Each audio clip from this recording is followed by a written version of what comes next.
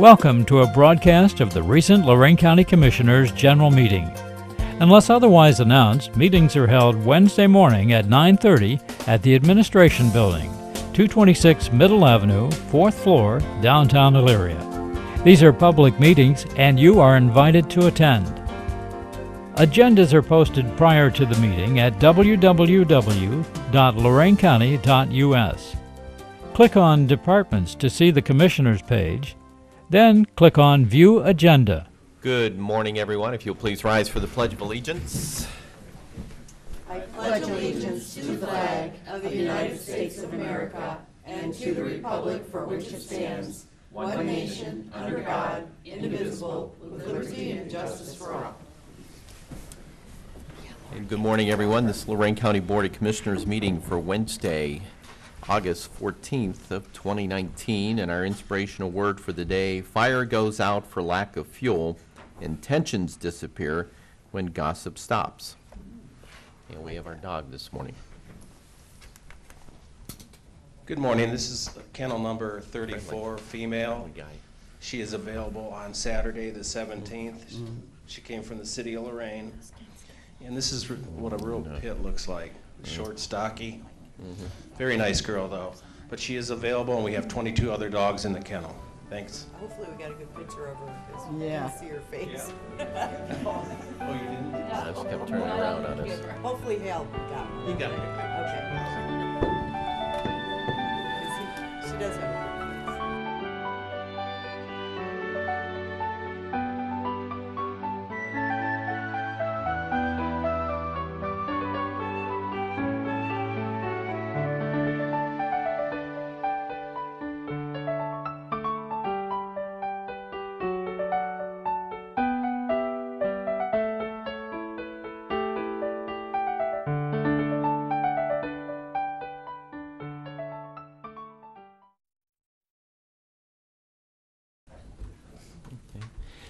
Well, good morning, everyone. We understand we have a public presentation this morning concerning a project along Lake Avenue. So we'll welcome Don Romancak, our Community Development Director, to the board. Good morning. Good morning, Board, and thank you for this opportunity. With me is Matt Arnold, our stormwater technician with the Lorain County Stormwater Management District. And today brings me great pleasure to be able to bring to you the final report for our Lake Avenue stream restoration, and be able to kind of go over. This is a project that we have been working on for quite some time, and if Mr. Cordes could please switch over, we'll be able to show some nice pictures of the project before and after.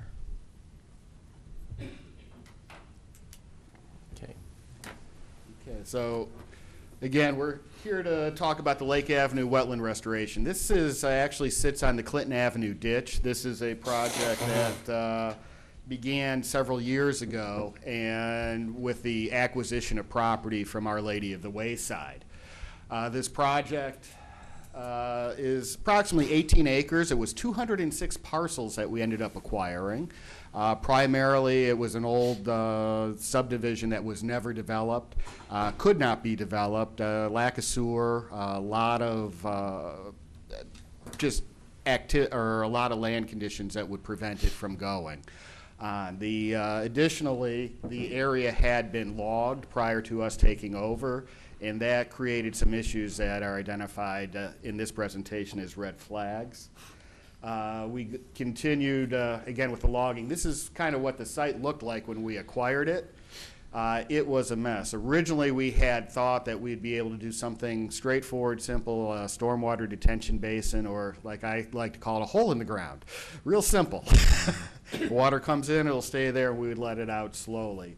If we go forward, again, it was a difficult site to be able to go through. We had over 1,900 lineal feet of ditch. It had been a very limited ditch. It conveyed water and did nothing else. So it wasn't very active, and it just would move water to through Elyria Township into Sheffield Township, where it would create flooding. Next.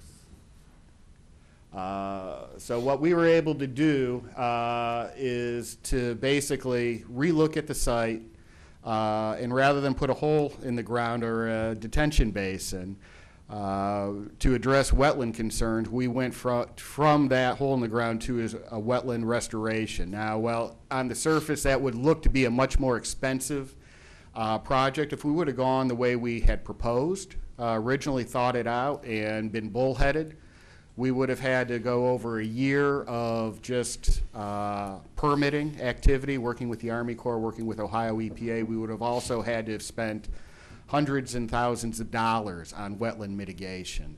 So instead, we partnered with Coldwater Consulting. We took a look at doing something a little more innovative, and what we did was come up with a stream restoration plan. Next slide. Again, these are some of the challenges that we were looking at. So it was estimated it would have been $1.4 million. Our project costs all combined, including working with Coldwater, working with our agencies, was a little more than $800,000. So we actually brought our design, our construction in for less than what the permitting would have been. Nice. This picture I really like is actually from the site. Begins to show you how we turned a ditch into what looks much more like a stream. We got a nationwide permit. We were able to turn that around in 60 days rather than a year plus, and it cost us nothing in mitigation. Here's an aerial that was taken with a drone to give you an idea, if you remember what the site looked like before with the aerial. Flip it back. Flip it back. Can you take it back to the, oh, yeah. That One was more. amazing. One more. Look at that. That's Wow. incredible. Thank you. Go ahead. So, Nice. yeah, you can see now how the stream actually meanders through. It Slows it actually, those areas that are outside of kind of that outline, that yellow, there are, it goes into floodplain, so we are now maximizing the use of that land for flood control, as well as it's providing us with a huge water quality benefit. That water, when it goes into those basins, is dropping its sediment, it's dropping heavy metals, it's dropping the nutrients, and then the plants that have been put in there, as well as the trees that we were able to save by not having to take down, are there holding the soils in place and then taking those nutrients up so that we're protecting our water resources. That's awesome. I thought I was impressed with what I saw next to the Board of Elections Yeah. until I saw that. Wow. You know, That's amazing. once I got the final report and I looked at the pictures of that, we got to do a presentation Yeah. on this. Yes, Came out there. that's Of course, another you one. You cannot see this from the road. No, you can't. No. Nope. Very nice. Can't believe it's the same area. Yeah. That's awesome. It has been a long road to get here, but it has been worth the wait. The design is incredible. Again, not only did we take a site that was ugly and it wasn't productive and it wasn't serving any need, and we've turned it into a real asset.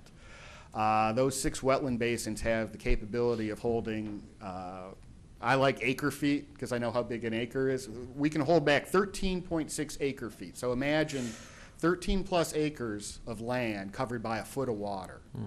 That's what we're able to hold back in this.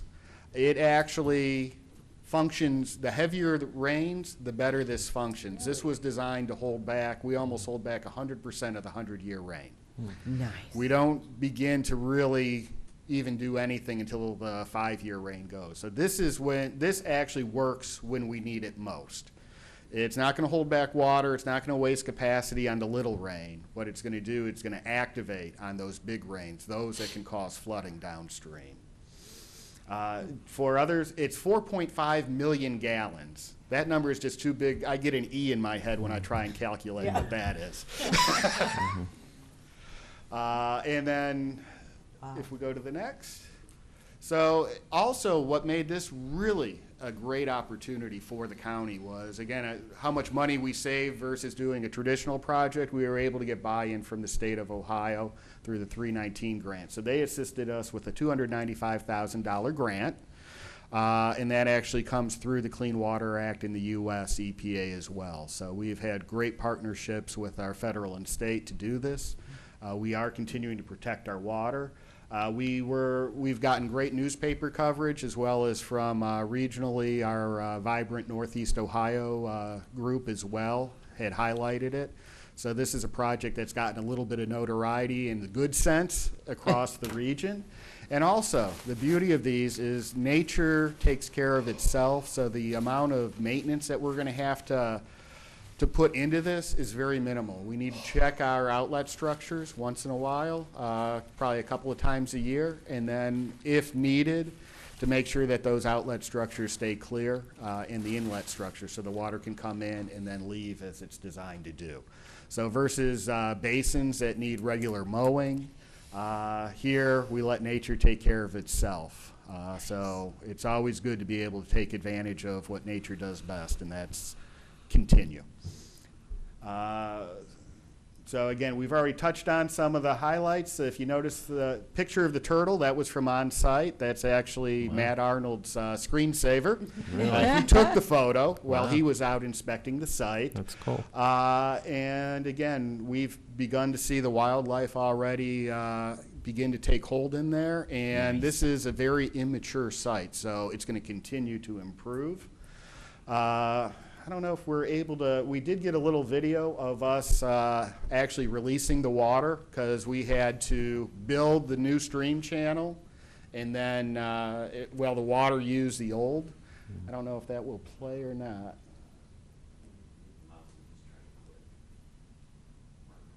Yep. Well, believe it or not, the water runs down the stream. That's exciting. Next. So, Keep it moving. and then again, if you have any questions, or for the public as well, Matt and I are able to answer. We do have Chip Wendt here, so if you want to get into the nitty-gritty on the type of plants and some of the other things going on. Also, what we have been doing with Matt as he's out in the field is we've got him taking some water quality samples just to kind of test that it's working the way we think it will. It'll probably be a year or two before we actually get what I would consider good solid data. We're still immature. We still have exposed soil. It's going to take a little bit of time for nature to reclaim its own.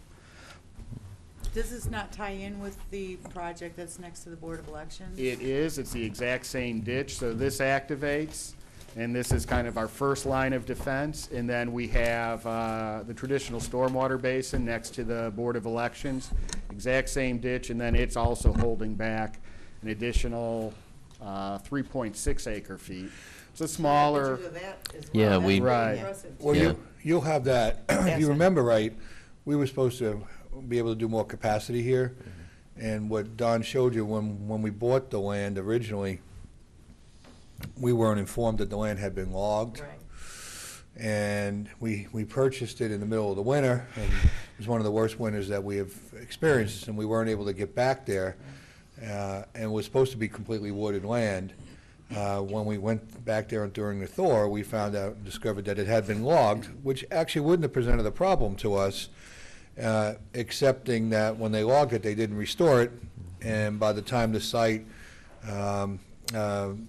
began to dry out, and it turned into a wetland because they didn't restore it correctly. Right. I learned a new term, mosaic wetland. There were so many little wetlands that rather than actually going out and drawing each tire track, that became a wetland, and each rut that became a wetland. So- Army Corps has a term, and they just 80%, any 80% of the area that you would look at, they would consider So wetland. now, I mean, there was things we may have been able to do if we had time to wait, to kind of try to let the site restore itself over a few years, but we didn't have time. So we went back to the property owner, renegotiated the price of the property, because at that point the property value had changed because they logged it out and it didn't have the same value to us. And I will give them credit; they did work with us Yes. on the pricing of the property and repriced it accordingly. And then we were able to shift the stream restoration to a stream restoration grant, which actually reduced our overall cost of Correct. the project that we were going to invest initially, correct? Yeah, so we ended up with, on the construction side, just over $380,000. And that would have been a basin that would have been about 5 times the size of the one that is on the property next to the Board of Elections. And that one cost us about $340,000, just to give you an idea of how this ended up actually coming in. Now, we didn't get as much of our stormwater detention as we had originally imagined, but with some innovative design, I think we got more effective. We did, and I was always concerned about how big the retention was going to be in the back, because it was going to be retention and then detention, and then retention, then a slight amount of. I might get them back. I think we're going to do detention reversed. and we're going to do a little bit of retention because we're going to Correct. slowly trickle it off. But I was always concerned about how much water was going to be back there and then how to not have problems back there. As it is, we're having some problems right now with recreational people running through the site back there. And No, ATVs. we've posted and we've put some barriers posting across. signs, we've moved some stone, and we probably got some more stone that will be There's placed. been a little bit of damage. We've been able to restore it, but we need to keep an eye on it. I don't think they really mean any intent, but the site's right now is in a very fragile condition, Right.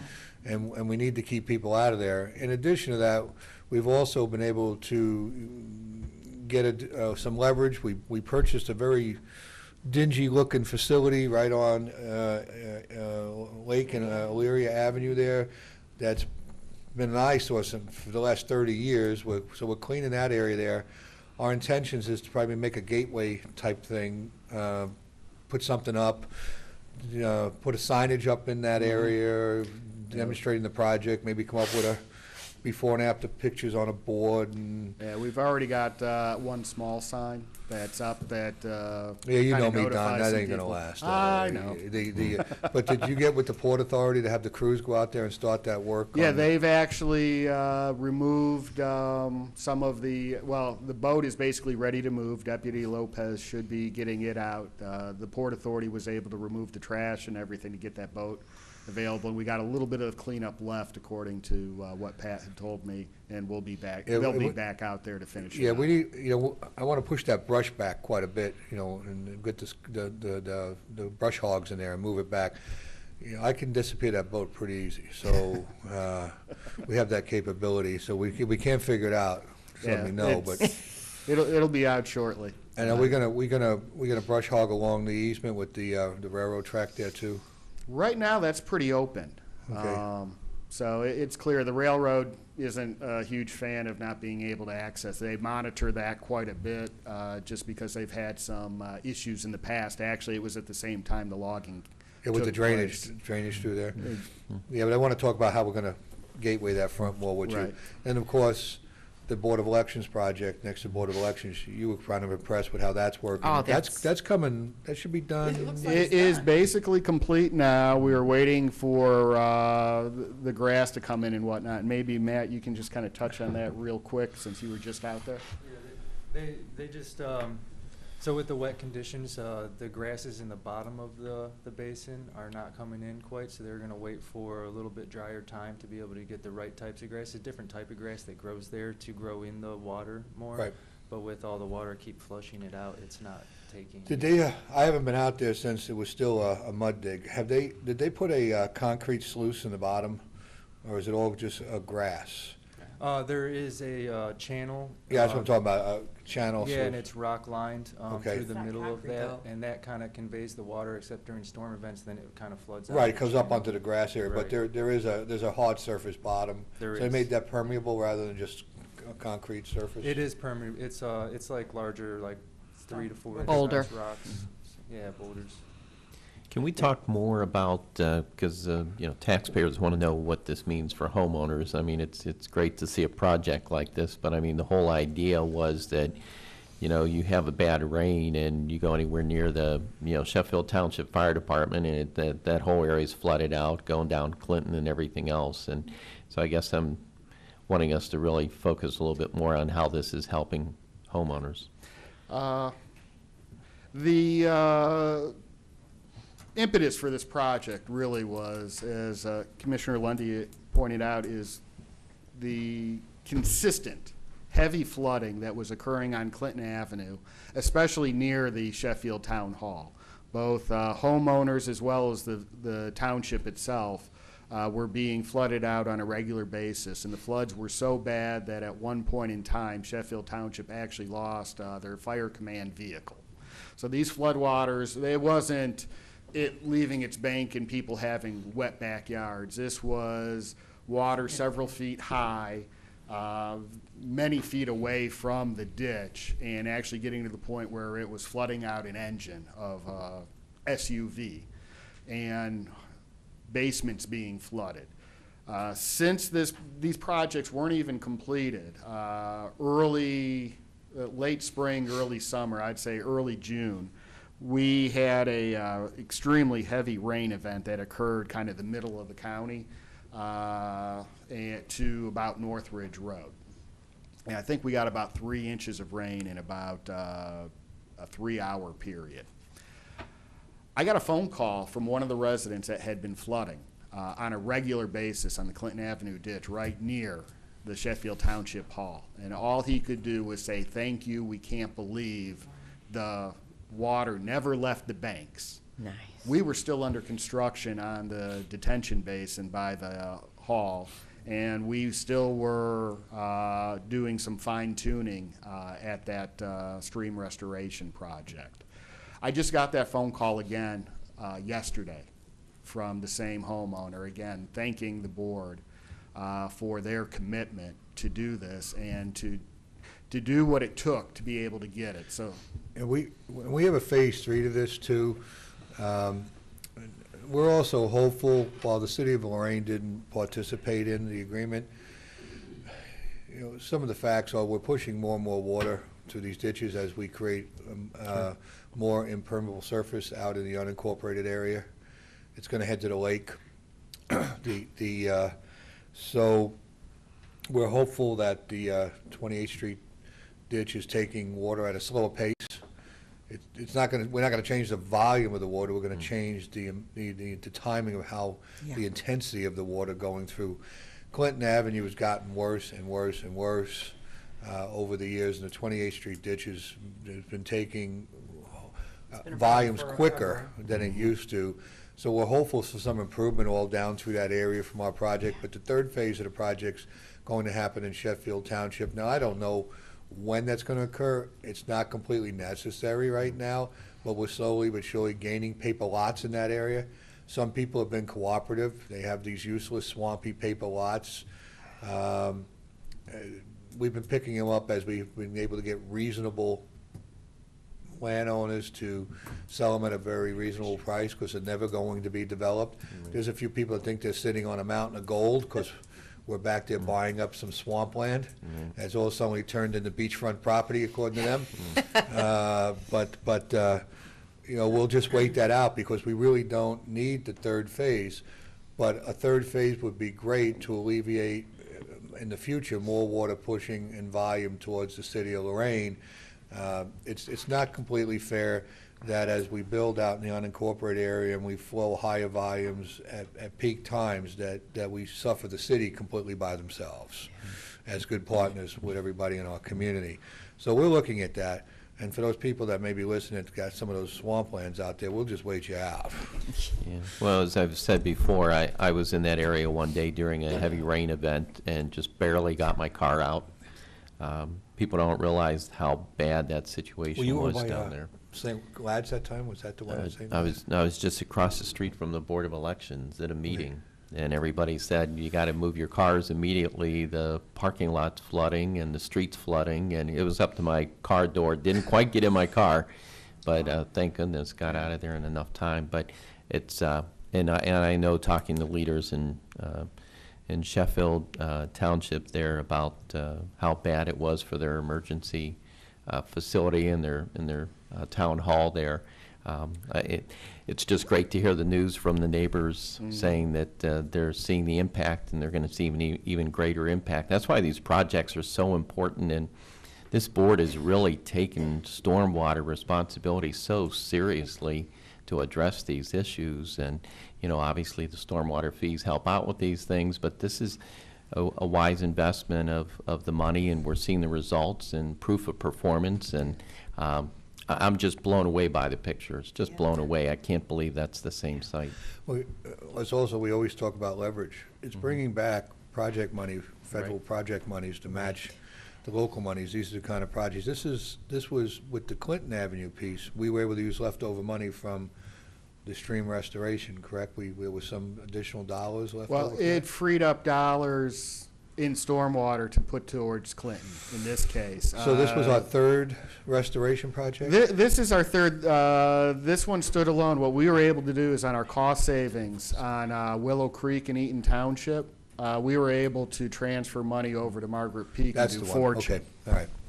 So, continue to look for these projects that we can do to bring federal dollars, EPA dollars, on grant dollars, so that we don't have to do them all local dollars, we just gotta find these projects. And the access road's still in the back, you wanna explain what the top over is, so folks don't think we put a dam back there? Okay. They're going Oh, yeah, back yeah. to Keep picking the up Clinton with Avenue these, yeah. detention basin next to the Board of Elections. There had been and is an easement that allowed for access, actually people used it for Gargis Hall and for the properties in the back. It actually belongs to the houses a little further across in the Roland property.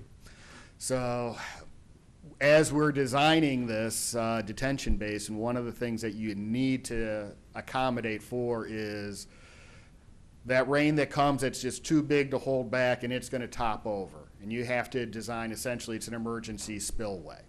So that the water is, you're holding back what you can, you're allowing the water to release into the ditch and continue to move on rather than holding it back as a dam and spreading it out.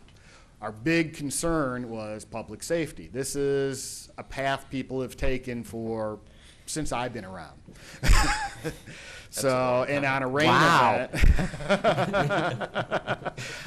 event, we had some real concerns. What's going to happen if this is topping over and people are attempting to cross? So we actually worked with not only KEM, but our Stormwater Advisory Council and had several discussions on what to do. So we've actually worked with making sure we had appropriate signage to warn people that this is not to be crossed if you see water topping it over.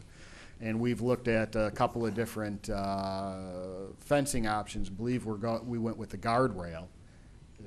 So we went with a guardrail to catch a car if someone were misreading the sign or decided to ignore it. We're going to try and protect them from being swept over and into the ditch and creating a bigger problem for both themselves and us. But that was something that took us the better part of a month to figure out the best approach we could have to be able to protect health and allow this to function.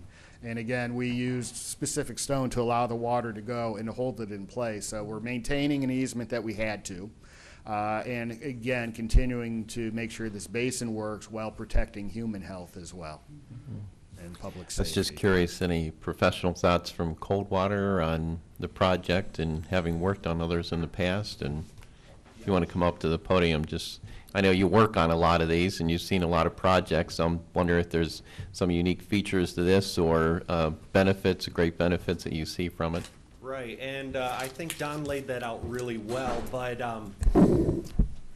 when looking at the three projects that the county's undertaken, Lake Avenue certainly has the greatest impact. And myself personally, I live in Huntington Township, right? So to see adaptive management of stormwater with ecological restoration is incredibly valuable. We've already discussed the value to the taxpayers, the high intrinsic value of ecological restoration, and it even supports, Lorain is having the greatest sport fishing season in a generation, right? Walleye are extremely prevalent in the lake right now.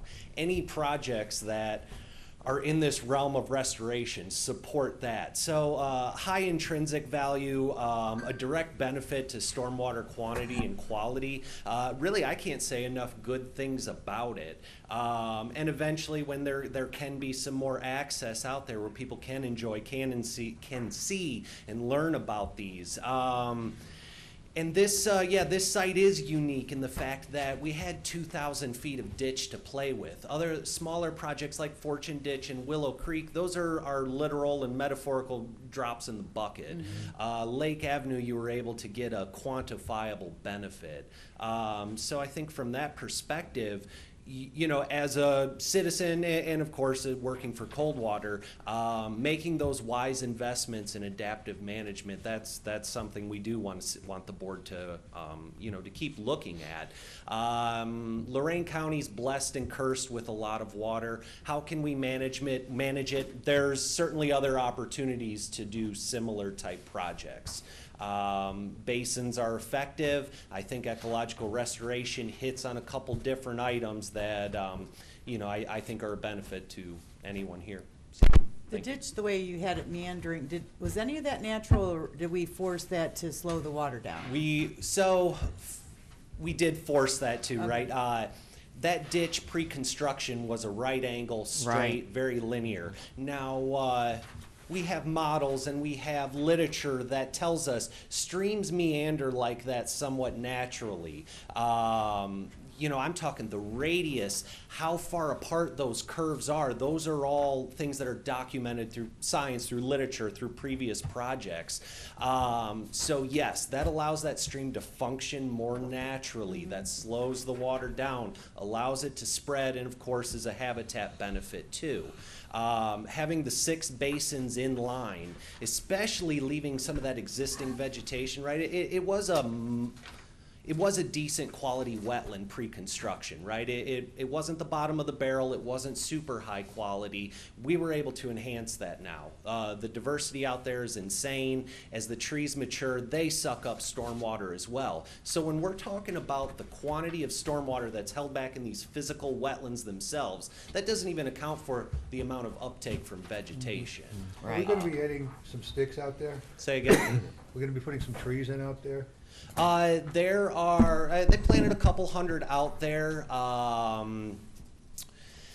The fortunate part about that site is it's wooded all around it. Yeah. There's tons of volunteer vegetation coming up as well, which is different from a site like Fortune Ditch out on Margaret Peak. You have to plant every single piece out there. Here, a lot of that's already coming up on its own.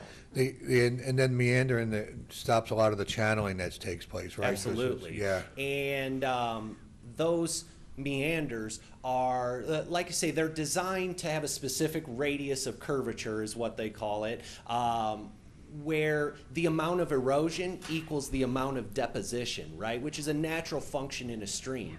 We also added rock in certain places where our models and our engineers told us you're going to have higher velocity of water here. That's where we employ rock, additional plantings, and bioengineering, as they call it, to resist that erosion, protect the investment. Can I ask you about the permeable rock at the bottom of behind the Board of Elections there? How do we handle weed control in that rock? You know, a lot of times I see the basins, they use a solid surface at the bottom of the basin, so you can mow the sides or keep the grass under control. How do you control weed control coming up through the permeable surface in the center when you got a heavy coarse rock and you can't? Right. Probably in that scenario, and mind you, I haven't been by the basin. I haven't really seen that rock in the bottom. Herbicide application sometimes is warranted, and that would probably be a scenario where, Yeah, where I'll that's be out there with the most signs, you effective know, I mean, means. that goes against what we're doing. I mean, it's, Sure. Short of getting down there with a weed whacker, I guess. But, you know, one of the things to consider, and I'm not sure the plants that have been planted down there, but you can find those that are shorter, right, that are low or no mow type species. yeah, I was just wondering about that. You know, a lot of times I've seen these, Right. and what they do is they use a solid bottom, and not wide, but a solid bottom that dries out, and when the conditions are right, and then you can keep the green matter. It's not, I call it grass, but it's, you know, Yeah. you can keep that low enough that it doesn't look like it's overrun, and then Right. impede any flow through. That's why I was asking about what we had at the bottom of the channel there. I'm just wondering about maintenance on that, so we get stuff growing up through all that coarse rock down there. Something we need to think, and we need to talk through that, because I don't want that area to look overrun. Right. Okay, just, Nice job. we'll talk. Yeah. Very good, and I'm Great job. excited for, I'm sure those property owners, that's a restoration of their values. Just the sheer impetus of all that water always coming through a property, that's very traumatic for homeowners. So that's a big plus. And also, let me say that we work with the property owner. We got this property, it was in a tax hang-up. Work with the Port Authority, the Land Bank, Community Development, consultants, putting this all together, and so we're using all the resources available in Lorain County and all the partnerships available to get that project by the Board of Elections done. And then I want to thank Our Lady of the Wayside who worked with us on the property purchase. They weren't too demanding on the price of the property, and we were able to get the property from them and find it there. Have been sitting with them for a long period of time. So a lot of partnerships going on that need to be recognized. Well, and I think to add on that, Jim, too, even from a federal and state level, right, a lot of attention is given to the Maumee and the Cuyahoga watersheds. Lorain County needs to say, hey, don't forget about us, too. But even saying that, there's still lots and lots of opportunities to make those partnerships to secure grant funding for strategies more like Lake Avenue. Perfect. Great. And it all started with Bill kicking over a beaver dam. Remember that, Don? Oh, yeah. Bill Holtzman? Bill Holtzman went out there, and we like to joke because he went back there in Elyria Township and cleared out a beaver dam because they were flooding in Elyria Township in a little area. And a couple days later, we had a big rain, and it flooded out some area in Sheffield Township. So they all got into a big argument that Holtzman caused the flooding because of the beaver dam. So we were back in that area, and this is when we started all working in earnest back there to solve some problems. This has started how many years ago? This has been, what, 5, Well, 6 years? Holtzman's been retired for, He's been retired for about 4. We probably started on this, 4.5, 5 years ago on the stream restoration, and this came to our knowledge as something we wanted to address probably a year or so before that. Yeah. well, So- cobbling all the resources together. Right. Land purchases, grant monies, Right. design work, then the actual construction work, and it takes time. Yeah. And Okay. if I may kind of plug one ad for the board, October 12th, we're going to be doing that tree planting Yeah. out at Margaret Peak, and you'll get to also see in person then the stream restoration that was done there Yeah.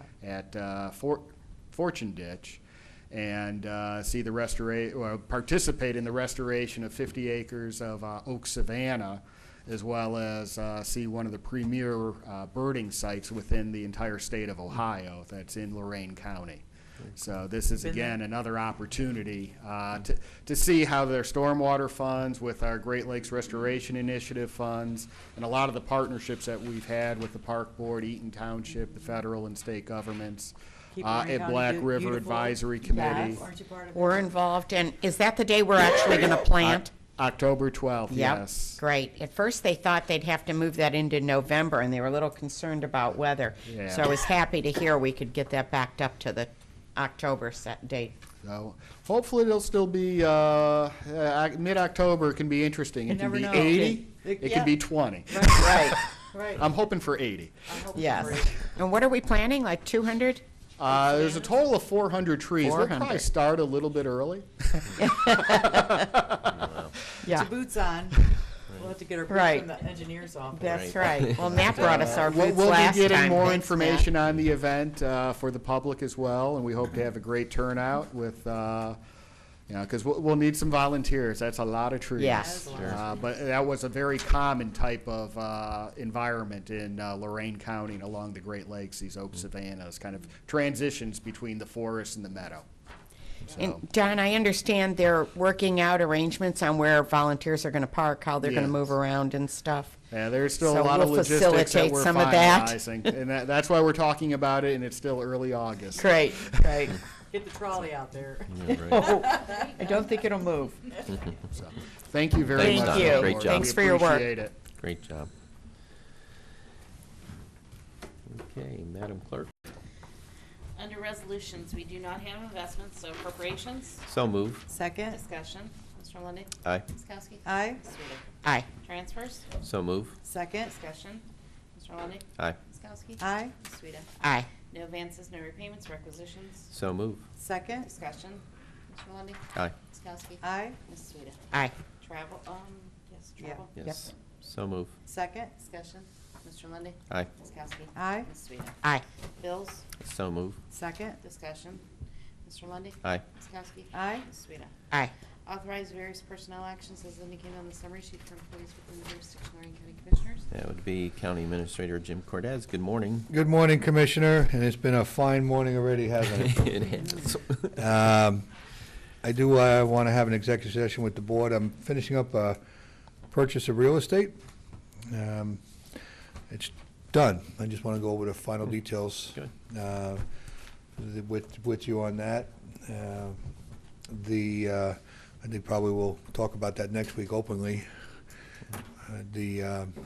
Also, I have a few potential hires at the collection center and 911, maybe on the custodial crew, that I wish to look at applications with the board on. Also, ongoing labor negotiations with the auto workers. We've been meeting. And want to talk about the steel workers and the contracts in the auditor's office and treasurer's office that remain uncompleted. One pending legal matter, and the sale of 2 sales of real estate. So all those subjects allowable under the Sunshine Act for executive session discussions. So I'd ask at the conclusion of our regular board meeting, we go into executive session and we talk about those matters that I've outlined. Just a few things. Just a few things. Couple things. 5 or 10 minutes. After lunch, and we had a much better lunch last week, so. Okay. Approve and waive the reading of the minutes of August 6th and 7th. So move. Second. Discussion. Mr. Lundy, Aye. Ms. Kowski. Aye. Ms. Sweda. Aye. Under Transit, authorize various filings of applications with the Ohio Department of Transportation for fiscal year 2020. Transportation assistance grants may include the Ohio Elderly and Disabled Transit Fare Assistance Program and Urban Transit Program, Ohio Transit Preservation Partnership Program, and authorize County Administrator to execute on behalf of the board. So move. Second. Discussion. Mr. Lundy, Aye. Ms. Kowski. Aye. Ms. Sweda. Aye. Submit federal grant applications with FTA and other federal agencies for fiscal year 2020 transportation assistant grants under the Urban Formula Funding Program, Section 5307 of the Federal Transit Act, as codified and under Section 5309 discretionary grants, and authorize administrator to execute on behalf of the board. So move. Second. Discussion. Mr. Lundy, Aye. Ms. Kowski. Aye. Ms. Sweda. Aye. Common Pleas approve grant agreement in the amount of $210,008 with the Ohio Department of Rehab and Correction, Division of Rural and Community Services, Bureau of Community Sanctions, no catch match required. So move. Second. Discussion. The commissioners, next week I've been working with the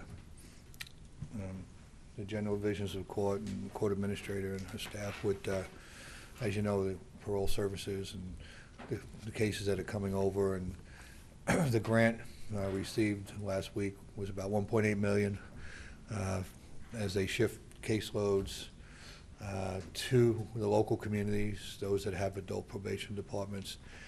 Was more than we anticipated, so that's pleasant. I had some questions on the grant as I went through it. I spoke with them yesterday afternoon. Nothing major, so I want to docket that next week, and we'll have somebody here to talk about that a little bit as we make the transmission. Ms. Clauser has a reason she can't be here, but she'll have somebody here to talk, and we'll have a little bit of dialogue on that, but we need to get moving on that. There'll be quarterly payments from the grant. I'm satisfied that there's a good significant amount of resources that can be utilized. I had some question on whether we can pay some local expenses from that. They're verifying it, but the faster we move, the more we can get this thing going, and we're working on the 3rd floor of the courthouse right now.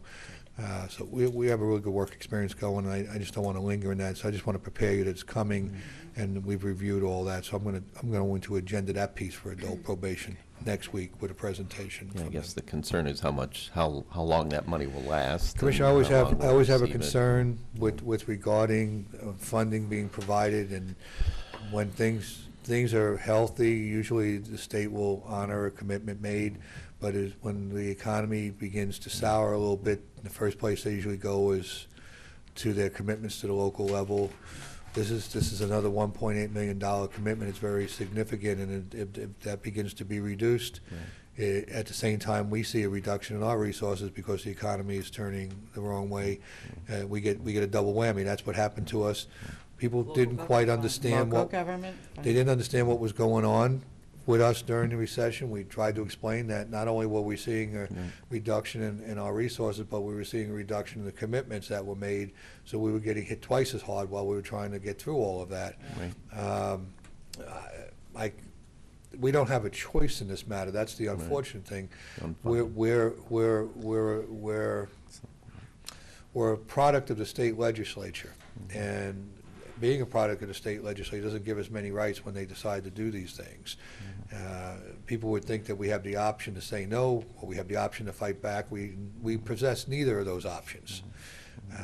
So we're going to do the best we can with this. Yeah, and I just think it's important for people to know, because there are people out there who believe or tell the community we have this a perpetual stream of money that you know, when the state steps in to provide assistance, normally it's for a short term.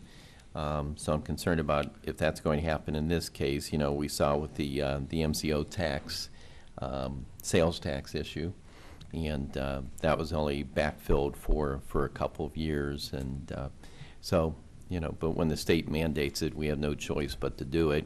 Driving in this morning, I was hearing folks talking about recession a lot on the radio, which was troublesome based upon the very negative impact of the tariffs regarding the economy. Well, the MCO tax, we should state that openly again. The MCO tax was a $2 million hit. Yep.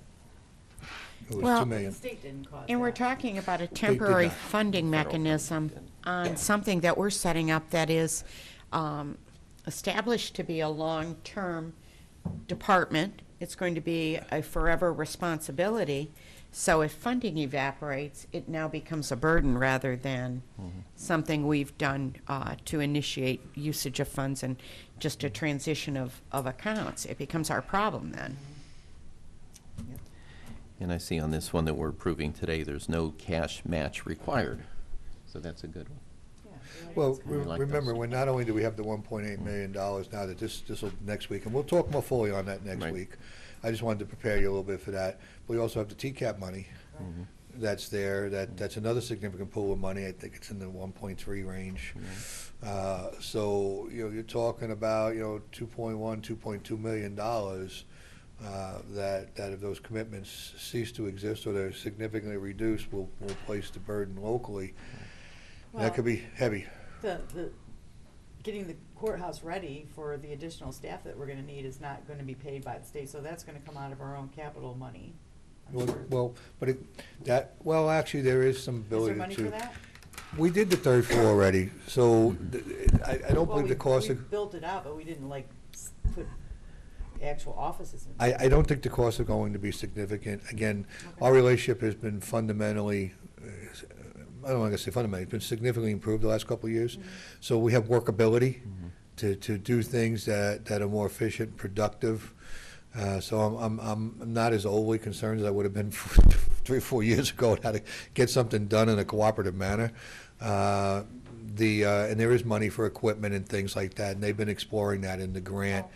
And we did build out the third floor, but, you know, recognizing there has been grants for probation service and so forth through the state and these things, but there's been no recovery for housing and things like that. We put a lot of money into the courthouse to house them, whether we did the 5th floor, the courthouse, It's still gonna cost. or any other building. We're still paying all that locally Right. to house people. You can pay for salaries, but what are you gonna do with those people? They gotta be put in a building somewhere. There's all kinds of infrastructure and things Parking that don't get recovered for those costs of those services. That have to be covered locally. And it's not the courts that are doing that to No, I us. know. It's just, it's the need for services that do that.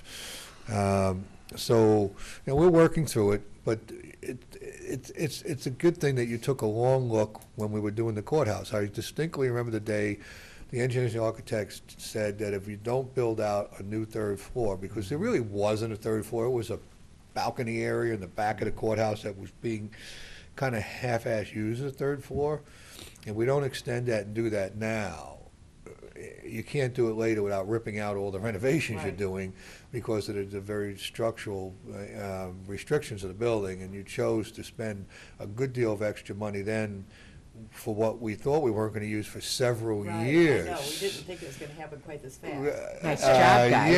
Yeah. So Yeah, it was a Jennifer, good look, that's and you had to take a leap of faith. I was thinking it wasn't going to really be productive, well past, 5, 6, into maybe 7 or 8, 10 years. And here it is, just a handful of years, and it's already, and it may not be enough space as it is with the amount of people Don't that say are coming that. over. Don't say that. Well, but again, when you have people that want to reach an outcome and a collaboration and a cooperation, you usually find a solution. I've told you before, Partners. good partners will always find an answer that works for everybody. When you're not finding answers, it's usually because somebody doesn't want to find an answer. You're right. Mr. Lundy. Aye. Ms. Kowski. Aye. Ms. Sweda. Aye. Under the engineer, authorized disposal of unneeded, obsolete property in accordance with the ORC 30712B, a rigid Coleman sewer jet rotting machine will be donated to Carlisle Township. So move. I wouldn't give those Second. people in Carlisle Township anything. Aren't you lucky? Are you Oh, gonna Bill's run still that? here, isn't he? Yeah, Bill's here.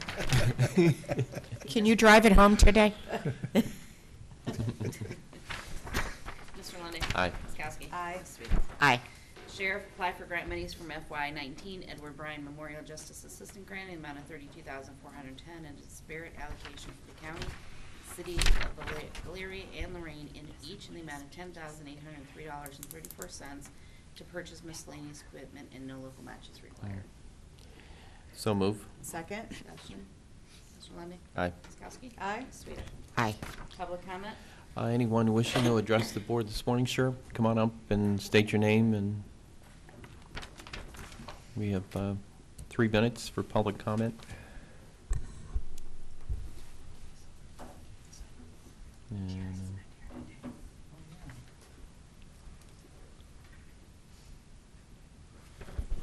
Theresa Shay, 519 East Avenue, Elyria. I know you're getting tired of me, maybe not, but I always have something new to tell you. I am here again about buses and trains in Lorain County. Not so easy to see the need for poor people and people like me. Besides, it's a sunny, beautiful day of summer. Now I have met new people at State Senator Manning's public meeting. I met a late arrival to the meeting who represented many companies whose workforce will be retiring and they will need replacement employees. Their concern is the lack of transportation in Lorain County. Some of her sentences are the same ones I use. She did not know I had already asked about monies for buses and trains. I said I was the only one. She sounded like me and yet was representing Fortune 500 companies. I swear the crowd was hooked in and glad she spoke too. New monies are being allocated, I'm sure you already know, by the state, but you must earmark their use because it's just for transportation in general. You know more about it than I do, but you must remember to expand our bus system and provide trains because you fulfill needs of all, not just a few. Just a little thought you may not like, or you might. Your garage repair situation could be remedied by using the Transportation Center's parking and checking with Mayor Brenda about the use of the Washington Avenue parking lot. I'm not sure with 600 spaces, I don't count, but that is 2 accessible ideas. And I don't think the city of Elyria uses that parking lot much. If you had a bus line in place that ran more than once every 2 hours, you wouldn't be having this issue. Thank you very much. Thank you.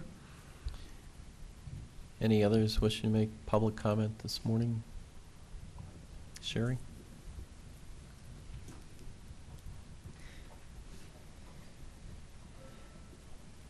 Hi, Sherry Campbell, 5401 North Point Parkway, Lorain, Ohio. I just want to thank the Board of Commissioners on behalf of the Lorain Public Library, and basically, I mean, honestly, the county of the county of Lorain. I can't speak for all the residents, but I would think the majority are appreciative of the commissioners acknowledging Toni Morrison, the death of Toni Morrison, the impact that she's had on the community, and obviously, as you can see, this last week, the world, there's so much press and so much attention, all of it very wonderful. I want to thank them for the acknowledgement of for the proclamation.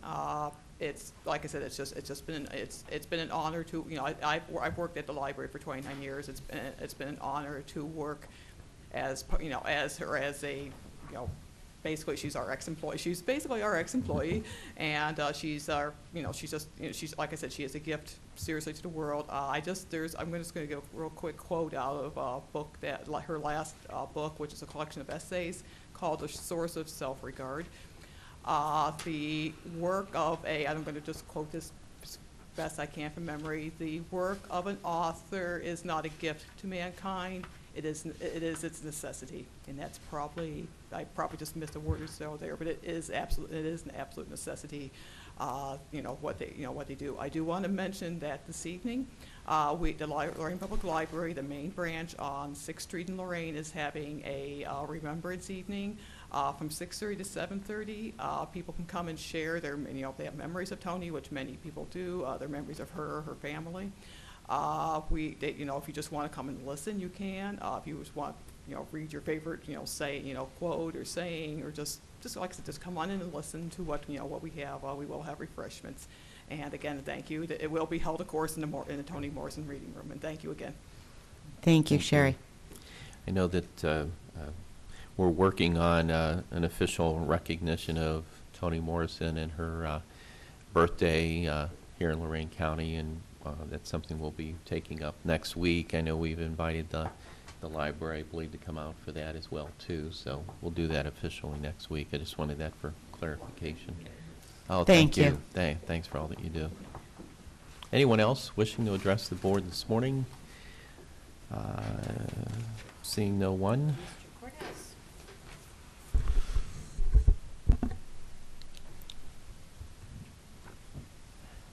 I yield to council. Thank you. Mr. Innes. Commissioners, I do have 3 matters of pending litigation to discuss with you in executive session. And I also would like to personally extend my thanks and gratitude to Don and Matt and Chip and your host staffs. I'm not sure the general public appreciates what an incredible accomplishment these kinds of things are. I mean, when you think about the number of people they're going to impact, the years and years and years they're going to impact people, and the degree of difficulty, which was extreme, you guys hit this with 10s across the board, and we don't give you a gold medal, but for the rest of your lives, when you folks go by that area and think about that area, you're going to know you did that, and you should be proud of it the whole rest of your lives. I really thank you sincerely for that. And I don't know, maybe we can, libraries name rooms after people. Maybe we can, when we plant trees, we can name tree groves after these folks. And I do. No more tree naming stuff. I do hope the media. Rock over there for 'em with the name on it. How Maybe about that? a rock at the bottom of the ditch. I do hope the media publicize it, because people just, and Chip, you've got stuff all over the county. I mean, I get out to Eaton with the preservation, and these are just incredible, tremendous accomplishments. It has a massive impact. Thank you guys very much. Well said, Jerry. Yes. Commissioners report. First, I'd like for the clerk to advertise for notice of a public hearing for August 28th. It will be at our regular board meeting at 10 a.m. To talk about increase in dog license fees and fees of adoptions and redemptions and just any kind of fees that goes along with the dog kennel. I'll second that. Okay. Ms. Kokoski. Aye. Mr. Lundy. Aye. Ms. Sweda. Aye. I just want my condolences to go out to the Kokoski family. They lost Larry in February, and they just lost Byron, so 2 brothers within a short amount of time. So it's very sad for the entire family. So I was dealing with that for a lot, and also my cold that I was so graciously shared with Sherry. Yeah, don't give it to me, guys. You're in the middle, I don't know Terrible how you missed it. weekend. Don't give it to me. So we did attend last night, which is on Clinton Avenue, and I meant to ask Jeff Barnes if he's seen any impact with flooding since. I did their parking lot. I anticipated that parking lot was going to be soggy last And night. it wasn't. And it was a nice dry parking It lot. was. Mhm. So the Lorain Dems had a nice event there yesterday, so a really nice event. And Monday we went to Elyria Country Club for the Women's Power Up. Actually I didn't realize it's a fundraiser for the college, Lorain County Community College. Marcia Ballinger was there to welcome us all, and they also had golfing for the guys out. They had some pros out there giving advice, and it was all of a sudden I looked out, it looked awful foggy out there, and it was pouring down rain. So I thought it didn't rain on a golf course, but actually Monday it did. So. It did. They were late getting in. Yeah. Everybody was late getting in. Because of the rain? Well, the rain and if I can amplify, because I'm on the College Foundation, Yeah. and it's a big fundraiser for us. We usually raise between $90,000 and $100,000 a year for the scholarship fund. And while I don't golf because I'm so pathetically awkward that they asked me to leave, I do what functions I can. And I was out there that evening. They couldn't put another golfer on the course. It was the biggest it's ever been. Nice. 50 or something? Right. They had every broken down golf cart they could push around the course, and there was a full slate, and of course the rain delayed a lot of the play. When you have that many golfers out, play was delayed to begin with, and then the rain delayed it even further. But it was the biggest it's ever been this year, and the sponsorships were the best. I was told at the table that the women raise more money than the men do golfing, though, and it might be because of the raffle baskets and the purses and all. Well, that they were still going around with the jugs that night. I know that each time I had a cocktail, I lost more money out of my wallet to the raffle 50/50s and so forth. But nobody takes the money because whoever wins usually donates Gives it it right back. Yeah. That's all goes back to our community for scholarships for the folks that go to Lorain Community College.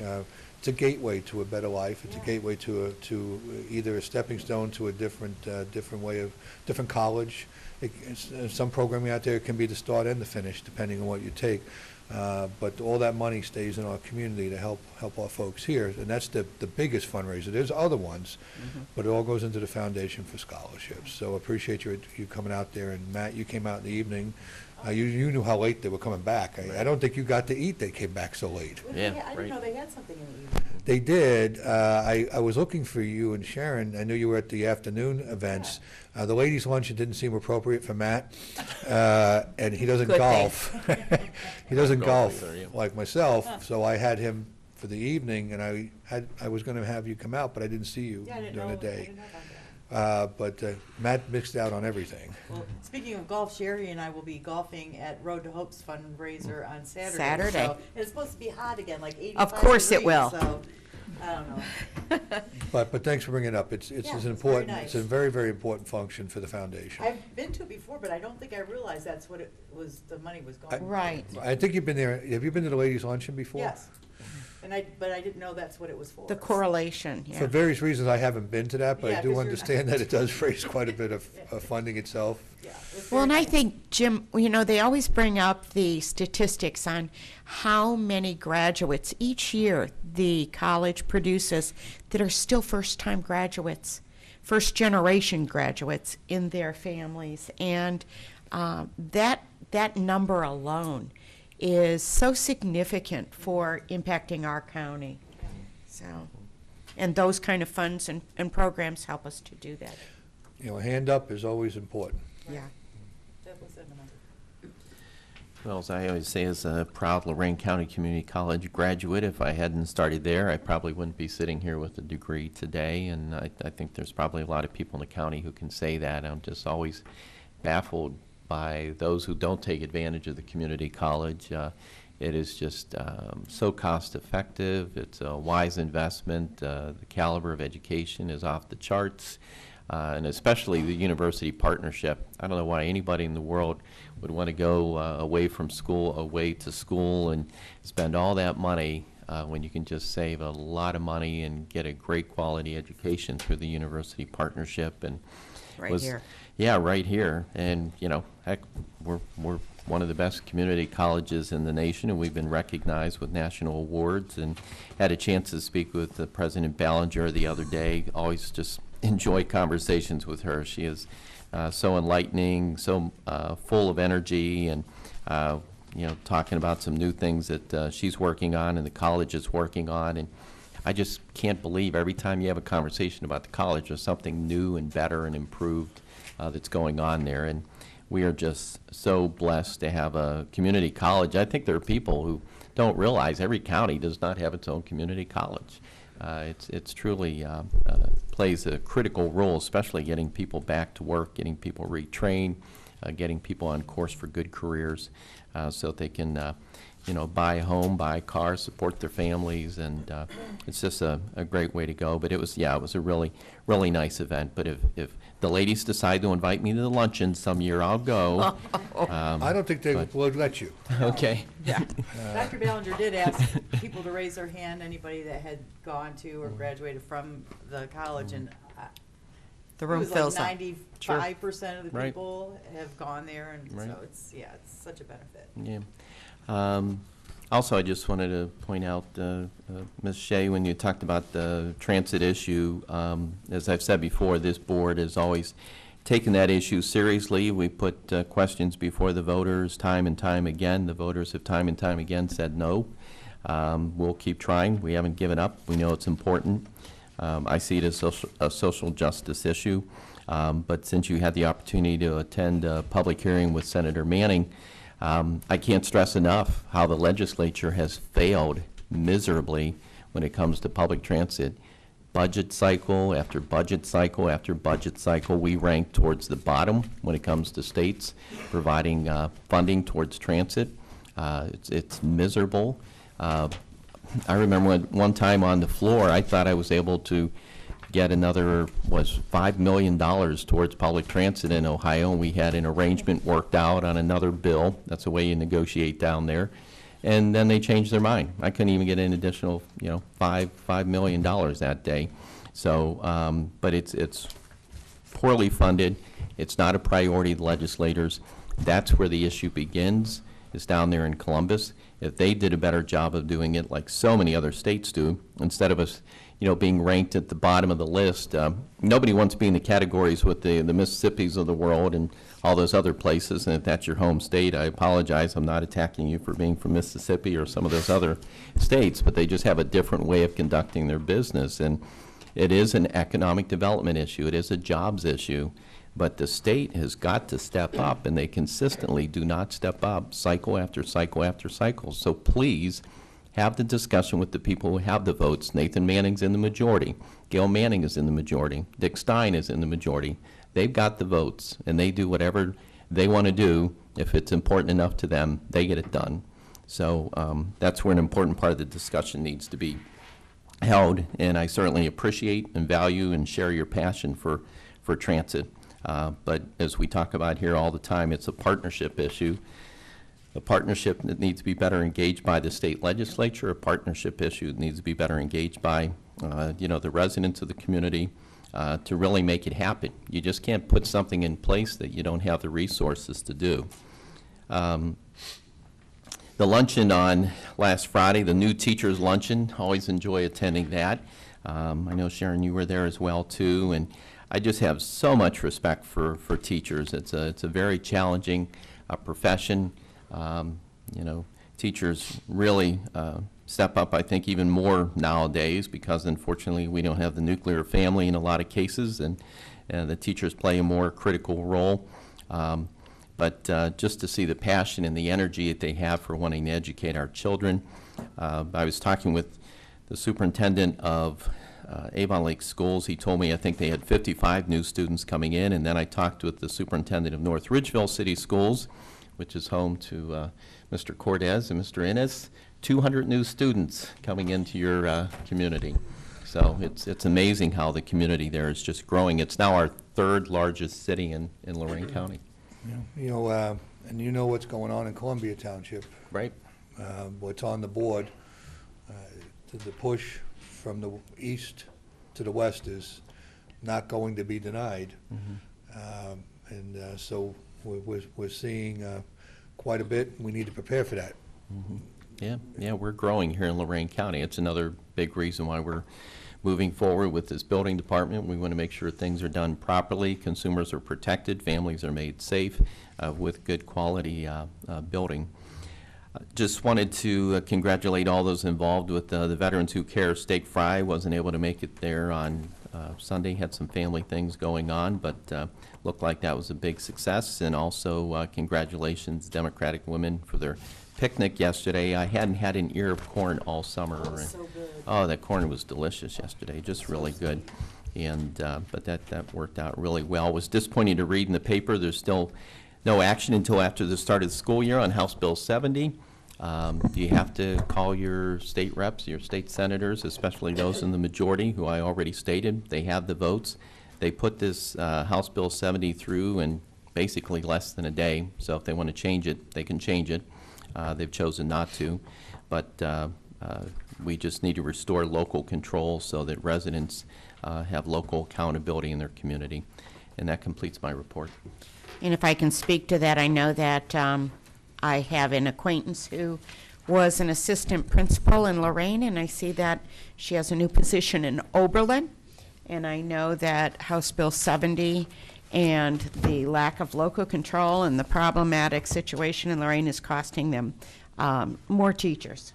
And the problem will only worsen if we don't find some common ground and solution there.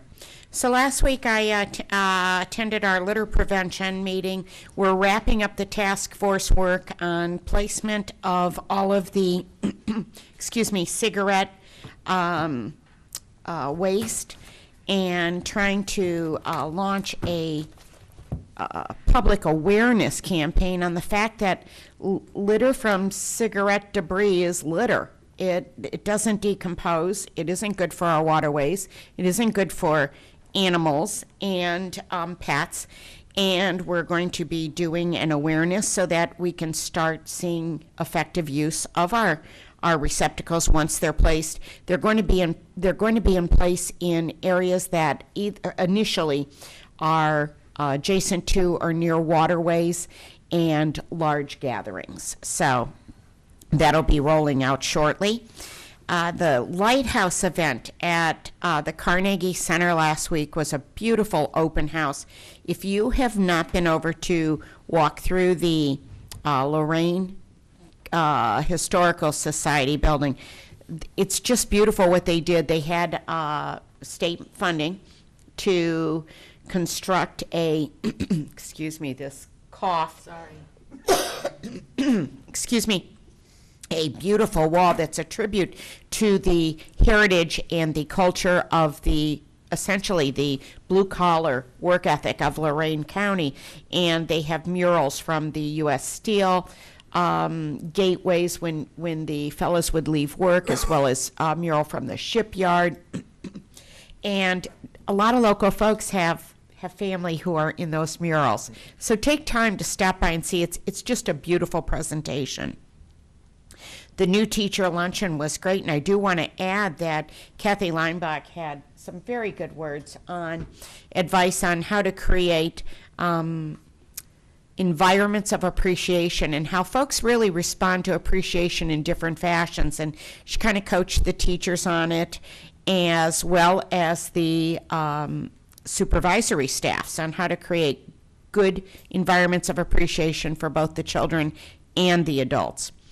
Cornfest took place this weekend. I was out there on, thinking it was Saturday night, as well as in their parade on Sunday afternoon. They had a shortened route. It was a very nice route. It was well attended and compact because of all of the road construction, but they found ways to park people, move people, and to facilitate both the fair and the parade.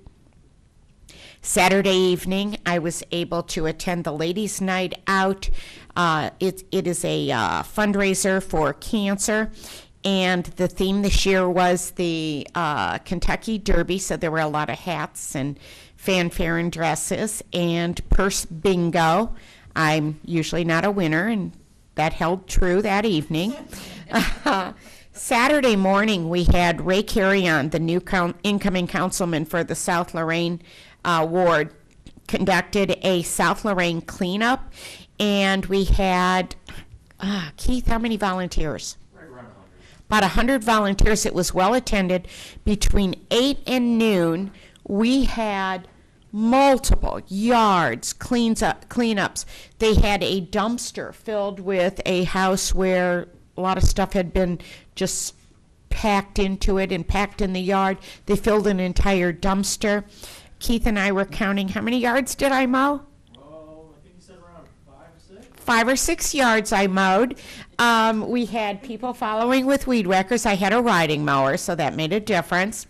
We had parking lots that You didn't need to tell them that. You should. Yeah, I know, I should have took credit. Yeah. Until you said that. I saw the pictures, but you weren't thinking I would have. So, whipping around, they walked down the sidewalk, I rode, but we got a lot of work done. A lot of garbage bags were picked up, a lot of refuge, a lot of weeds were cleaned up. Everybody felt good about it.